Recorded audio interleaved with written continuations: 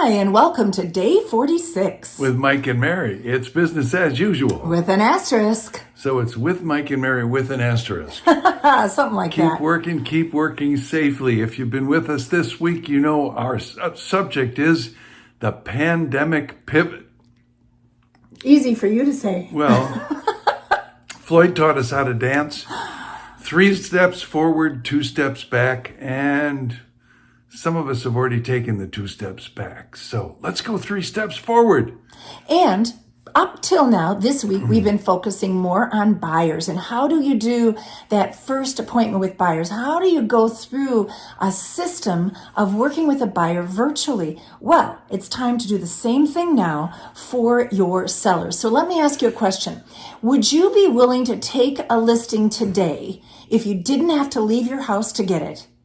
And the seller said, we really don't want anyone walking through our house until the governor says it's okay. Is the answer yes?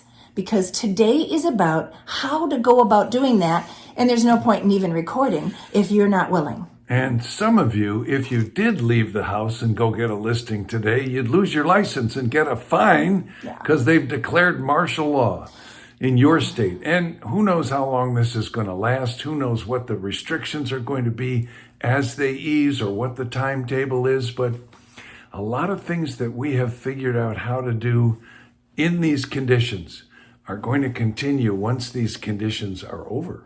Oh, did you notice the sky just got brighter It you did. said that? We've got a bright future. I think even in the states that have been, pretty restrictive for a long period of time already, agents have still been deemed essential many times. So they've worn masks and booties and gloves and all that. And I guess if you're comfortable with that and the seller and the buyer or the buyer are comfortable with that, that's okay, but you don't have to do any of that. We have a way of working without leaving the home and getting that listing. Wait a minute. Let's go through that checklist and just make sure. Well, yeah, let's do it together. Yeah, because we did the virtual transaction readiness checklist. Okay. Can we pre-qualify the appointment on the phone? Yes. In fact, we have to. You need an appointment before your appointment. You need an appointment to say... a pre-appointment appointment. Yeah, what kind of phone do you have? Is it an Apple or an Android? That might determine what platform you use to present. How comfortable are you with a virtual meeting? Have you been on that with your own work? Oh yeah, so many webinars. Right, video conferencing. But you might have an 82-year-old that says, I don't even know what Zoom, that doesn't mean anything to me. So we go through that checklist, and then can we pre-qualify the appointment on the phone? Didn't Floyd teach us that? Gettables? Yeah. One stop? Yeah. Okay. Like asking questions so that you can prepare your comparables before you would drive to the house back in the ancient days. Now, before we do our virtual listing appointment, I get all my questions asked so that I can pull the comparables that are going to help me determine the value. Now, what's the tricky part of that? Looking around the house. Condition. That's right. How many of you have bought a rental property or worked with an investor who bought an investment property? You ever notice how there's a lot less emotion? And, an investor can look and say, yeah, golden oak woodwork. Okay, I know what I'm doing with that. Ooh, this has been replaced. These are hardwoods. Oh, it's repainted. If you got on FaceTime, and the average seller probably today has a phone that you could do a FaceTime video, you could probably pretty much determine, show me that a little closer. Let's do a zoom in on that door. Get up to those corners, follow the room around so I can see where the ceiling and the walls meet. Where do we usually spot mold? That kind of thing. We can do a pretty darn good visual walkthrough using technology today. Don't you agree? In fact, the physical inspection of the property is really the only sticky point in virtualizing the entire listing process. Right. It's the pre-appointment package, of course, you can send virtually. Right. Your listing presentation can do via video conference, depending on their level of technological sophistication. Right. Prepping the house for showing. That you can do without having to physically be there.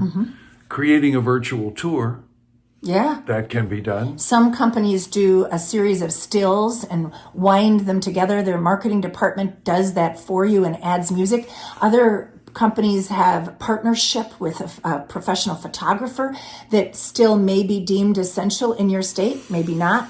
Other companies use Matterport. Other agents use Matterport or do a virtual tour outside of the property, or have the seller open the house once, open every door, every window, every drawer, every doorknob, and the agent walks through. There's all kinds of ways around bringing buyers into the property, bringing other people into the property. So it kind of depends on your level of comfort, your state's guidelines, and also your seller's level of comfort. Yeah, once it's on the market, then there's showings, Right. which have been done virtually.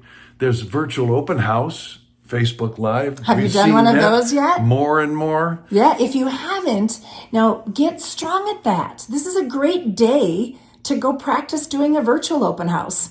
You don't have to wait until a Sunday afternoon at 12 noon. You can do a virtual open house on any day of the week. And record it. And let record play. it. Yeah. And now then we've got presenting and negotiating offers, which we've been doing virtually anyway for a long time. Right. And then appraisal between contract and closing.